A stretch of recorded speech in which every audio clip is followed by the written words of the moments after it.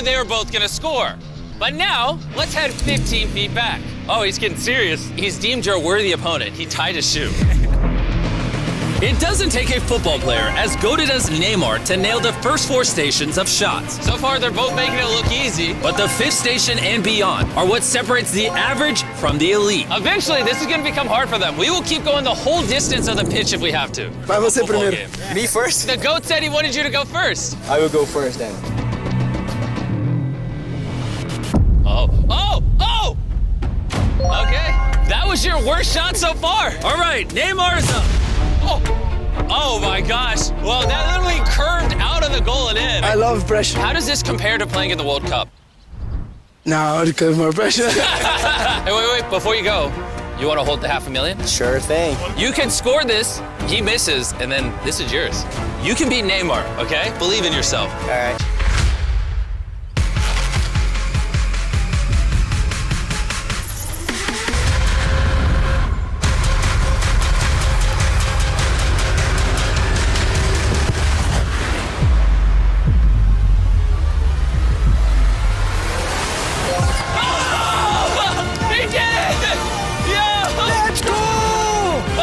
Wait, where did those whales come from?